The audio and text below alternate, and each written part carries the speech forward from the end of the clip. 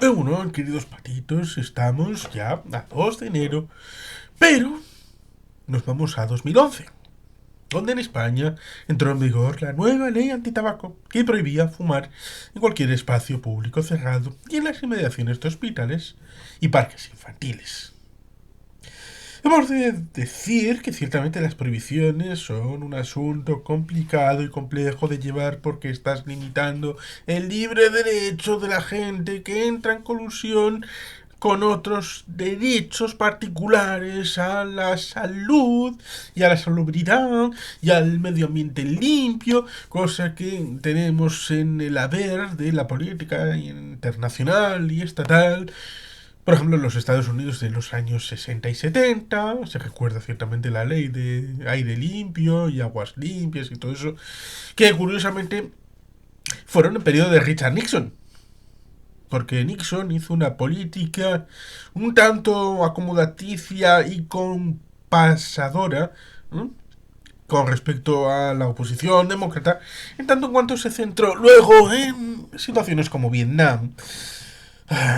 Aunque luego en Chico recuerdan también a través de Michael Moore ciertas normas para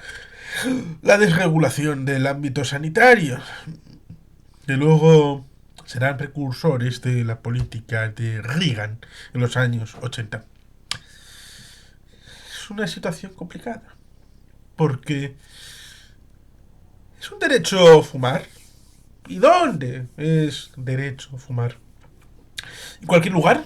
En los años 70 se puede ver la memoria de los archivos de la transición, finales de los 70, comienzos de los 80. Se puede ver en Congreso de los Diputados y en otras instancias institucionales, representantes electos fumando en todo lo que uno se pueda ocurrir, ya sean cigarrillos, pipas, puros. Tal vez el último que fumó un puro en el ámbito institucional sería Miguel Ángel Revilla, con aquel chusco y risible suceso con el señor Nacho Diego, cuando pasó a ser el pisapuros. Cuando cogió uno de esos puros en el alféizar de la parte de fuera del salón de plenos del Parlamento de Cantabria y por odio, imbuido, ese odio personalizado al jefe del gobierno en ese momento, le llevó a destruir este símbolo del ámbito revillil. Pero bueno, ciertamente dejando esto de lado, el asunto del tabaco en su amplia situación sigue siendo un elemento de droga. No es fentanilo, ¿cierto? No es cocaína, no es heroína, pero es un elemento que convendría tener bien controlado porque evidentemente es un elemento que destruye la salud de quien lo consume. Y por eso estos entornos sociales, porque hemos de recordar que estos espacios, ya sean bares, restaurantes, sobre todo los bares, son un espacio en donde últimamente también ha habido legislación en favor de que cada persona que pueda acceder a estos locales exigiendo, bueno, la palabra exigir no es demasiado diplomática, solicitando encarecidamente por favor el uso de los aseos. Estos deben de quedar expeditos para el uso de cualquier ciudadano por ser un servicio público, sin ningún tipo de contraprestación ni cortapisas. El baño de todos estos locales de hostelería es servicio público. Lo mismo que si uno accede a estos locales pidiendo encarecidamente por favor un vaso de agua de grifo, debe de suministrársele. Por tanto, ciertamente, este entorno, para aquellos que quieren cuidar la salubridad y no quieren verse contaminados por estos productos que son aditivos, como todo el mundo sabe, que son difíciles de ser tolerados para algunas personas y que evidentemente ha ido pasando un filtro de... ¿Cómo decirlo? Ciertamente en los Estados Unidos ha pasado bastante el asunto de la propaganda, del asunto de las tabacaleras, de los juicios. Películas como El Dilema, quiero recordar aquella con Russell Crowe, con situaciones complicadas y complejas respecto a lo que las farmacéuticas podían decir o no decir respecto a los efectos o no del tabaco y los servicios sanitarios y el coste luego de la atención de las consecuencias de esos servicios sanitarios, pero también las tabacaleras evidentemente con todo ese background y todo el dinero que podían gastarse en juicios para acabar perdiendo, pero mientras tanto ganaban un montón de dinero, sobre todo con jóvenes que se iniciaban a la adicción del tabaco. Y por lo tanto, es un asunto complicado porque las promesas de que no tenía consecuencias, a fin de cabo, luego cuando se ha descubierto la posible conexión con el cáncer de pulmón y otras enfermedades de importante consecuencia, porque evidentemente la gente recuerda que en buena medida Altadis, tabacalera, es un negocio público. ¿Mm? Y esto sucede en otros estados, el hecho de que pueda ser un negocio público luego privatizado. Por supuesto, se recuerda el hecho de los impuestos a través de la comercialización de estos productos, que por ejemplo, lo que en el Estado español son 5 euros, tal vez la más barata, creo que son ya 5,20. En Francia son el doble o más, ¿eh? Como digo, 10 euros la cajetilla de tabaco. Y no os puede sustraerse uno el hecho de los impuestos que genera para el beneficio del Estado. Con lo cual hay quien dice, si fuera tan malo, lo prohibirían y entonces tendríamos un problema porque entonces el tabaco estaría incorporado a las drogas duras, llamadas así, aunque no sé si hay una razón específica para hacerlo de manera técnica, y la ilegalización nunca genera nada positivo porque elimina la posibilidad de un control específico, que a veces será complicado ya hacerlo cuando el producto es legal, eh, por todos los ingredientes. No hay más que desmenuzar cuando un cigarrillo para ver cuánto de qué le meten al cilindro. Y por tanto, la ilegalización conllevaría todavía más incapacidad de saber qué le meten. eh, y evidentemente lo peligroso, lo prohibido, eso que pasó, por ejemplo, en Estados Unidos entre 1919 y 1931 con la llamada Ley Seca, que llevó al incremento de un montón de mafias, que es lo que ha pasado, por ejemplo, con esas llamadas drogas duras y la situación que pasó Galicia, Fariña, esa novela y serie, y lo que está pasando en el entorno de Algeciras, en torno de la línea de la Concepción, que antes había tráfico de contrabando de tabaco, como también pasaba en Galicia, para después acabar en otras cosas distintas. Distintas. Por lo tanto, evidentemente el tabaco es malo, es bastante malo, perjudicial para la salud. Evidentemente ha habido mucha mentira asociada a este producto para perjudicar al cliente, es decir, al consumidor, y en principio cualquier entidad pública debe de velar por eso. Evidentemente no puede ser ilegalizado, prohibido, porque evidentemente es un producto que en un sistema liberal uno debe de velar un poco por la salud de todos, pero eh, uno no puede meterse en lo que otro hace con su cuerpo, siempre y cuando esté dentro de un marco regulatorio general, por supuesto. Y por supuesto también uno no puede llegar al punto de dejar de entender que cualquier producto va a necesitar ser cargado de impuestos, pero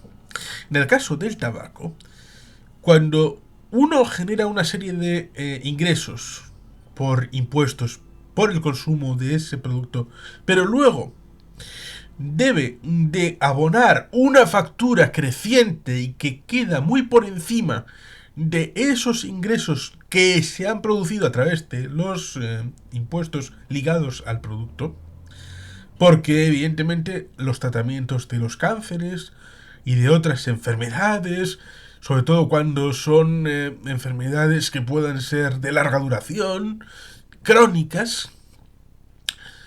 son evidentemente un gasto continuado para esta gente que en ese momento se dan cuenta de lo mal que les ha hecho el producto. Y el gasto,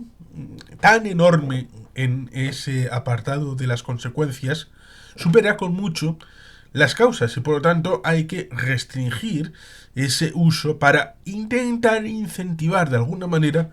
el que no se llegue a esos cánceres de pulmón y otras enfermedades que puedan estar asociadas al consumo del tabaco. ¿Cómo se hace esto? ¿Cómo se elimina la tentación sin prohibir, sin ilegalizar, sin tomar medidas demasiado drásticas que en un primer momento, en un primer segundo, en un primer saque puedan tener tal vez cierto recorrido mínimo, pero a larga duración, evidentemente, no tiene ningún sentido, porque la vida se abre camino y ese principio sirve también para los negocios y el ámbito del mercado, porque el mercado son gente que compra y vende, y salvo que controles el marco general y por tanto seas una economía intervencionista, dicho de manera diplomática, es decir, algo mucho más controlador férreamente, si alguien quiere comprar, va a encontrar un oferente a algún precio que le va a suministrar ese producto. Vuelvo a citar el caso de la ley seca. Puede que en 1919-1920, justamente después de la Primera Guerra Mundial, hubiera gente en Estados Unidos que fuera a haber tomado una copa y no la tomara y fuera tal vez menos feliz pero más sano. ¿Vale? Los bares de frutas y de refrescos y de todo esto, pues tal vez acabó en un bar de frutas y tomándose un zumo de piña.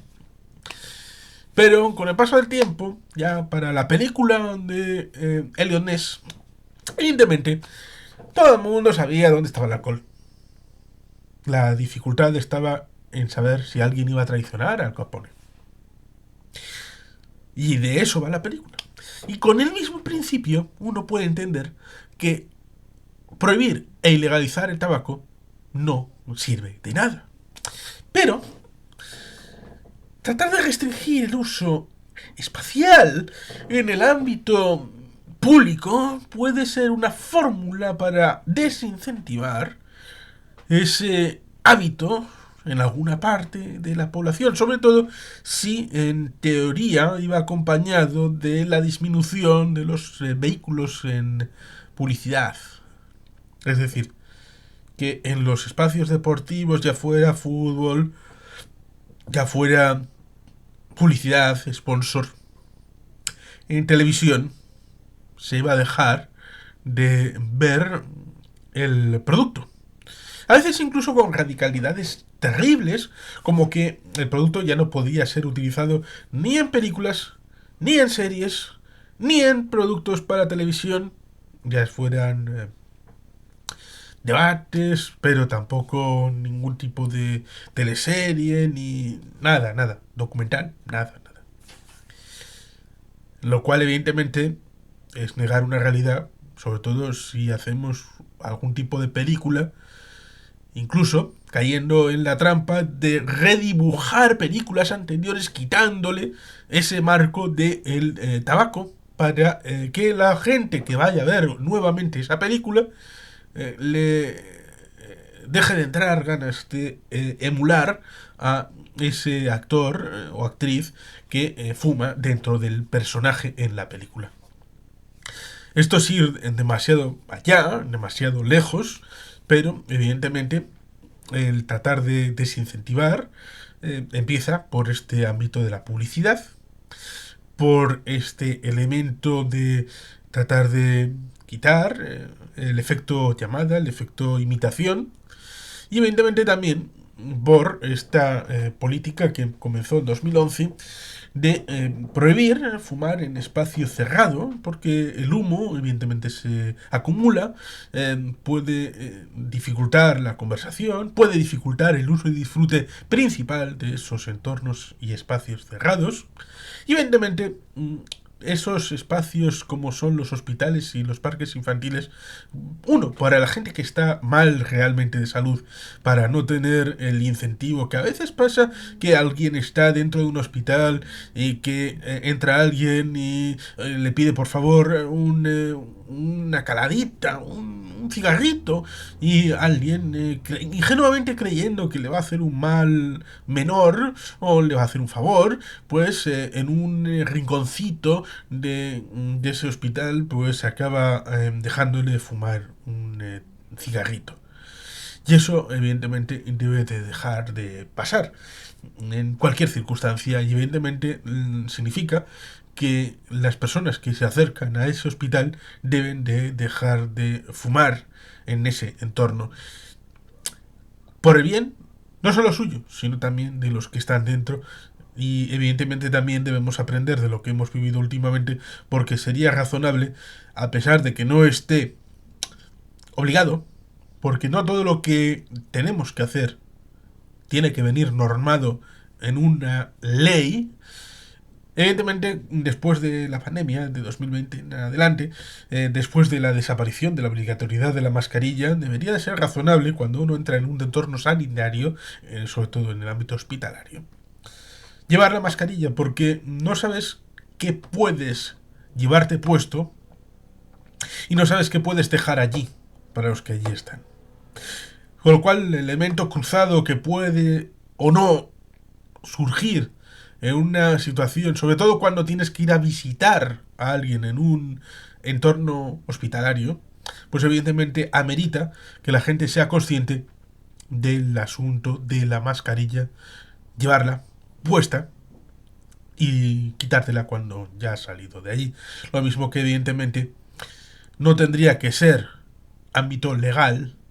el tener el sentido común de que evidentemente en las inmediaciones de un hospital no hay que fumar.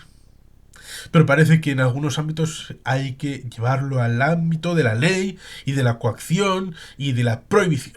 Lo mismo que en los parques infantiles, evidentemente, si no se puede vender tabaco para menores de 18 años, lo mismo que no se puede prever el ámbito de la venta de alcoholes a menores de 18 años con aquella salvaguarda respecto a tratar de evitar aquellas otras circunstancias que se dieron, como tratar de meter a un mayor de edad en el... en Estados Unidos sería la licorería, pero en el Estado español creo que licorerías hay pocas, porque venden siempre otro tipo de productos, ya sean gasolineras, ya sean tiendas, supermercados. Pues evidentemente meter a alguien de más de 18 años para que compre él el producto, salga y se lo dé a los menores de 18 años en las botellas de alcohol. ¿Puede pasar esto con el tabaco? Pues seguramente sí.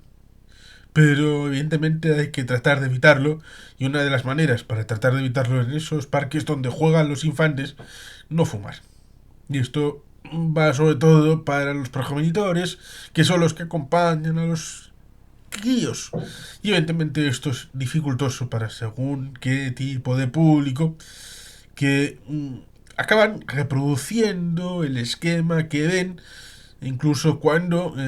siendo nosotros jóvenes, teníamos esos cigarrillos de chocolate que eran una especie de transición, porque evidentemente queríamos algo dulce, pero al tener forma de cigarrillo, pues tenía la situación de que la psique te daba esa idea de que vamos a jugar como los adultos. Vamos a hacer como que somos adultos y si los adultos fuman, pues nosotros no podemos fumar, pero podemos tomar nuestro chocolatito en forma de cigarrillo. Y esto evidentemente es el tránsito para la reproducción de este hecho consumible que evidentemente las empresas de tabacos necesitan para sustituir a aquellos clientes que pierden por las razones que sean, aunque son más que evidentes cuáles pueden ser, con nuevos clientes que entren dentro del global de activos que generan compras y ingresos a estas empresas. Y por eso se intentó y se intenta cosas como esta de prohibir fumar en espacios públicos cerrados y que se ha ido añadiendo, porque más allá de espacios públicos cerrados, luego, además de aquello que hubo de limitaciones de espacio entre fumadores y no fumadores, también en terrazas se prohibió fue en buena medida con el tema de la pandemia, por aquello de la mascarilla, que para, evidentemente para fumar hay que bajársela, la contaminación que puede haber, porque además evidentemente en un bar se había que bajar la mascarilla para beber el líquido, para tomar el pincho si es que había algún pincho para tomar, y evidentemente el fumar pues además generaba ese elemento de la contaminación por humos que evidentemente no es agradecida y que evidentemente incorpora cada vez más elementos de reclusión hasta el punto de que alguno llegó a plantear que no se permitiera fumar en los coches, aun cuando uno fuera solo, incluso que se prohibiera fumar en aquellas casas que fueran compartidas con terceras personas. Pero bueno, ciertamente esto es ir tal vez demasiado más lejos, de quedarse cortos. Hay quien querría prohibir todo y legalizar. No hay que ser sino sensatos y saber muy bien cuál es el objetivo que quieres. Saber que el medio está trufado de seres humanos y que no van a responder exactamente tal y como tú prevés y que no puede normativizarse una conducta humana, pero evidentemente si quieres un fin y ese es noble, debes de ser capaz de no coaccionar, sino de generar espacios de oportunidad para hacer posible la asunción de determinadas conductas sociales tendentes a que ese bien común pueda irse implantando poco a poco. Y uno de esos bienes comunes puede ser la disminución del consumo de tabaco y por lo tanto, con ello, la disminución del potencial riesgoso respecto a desarrollar ciertas enfermedades ligadas al consumo de estos productos que evidentemente son muy poco saludables. Y sin más, queridos patitos, es que ricasco, agur probat, Betty Jepian.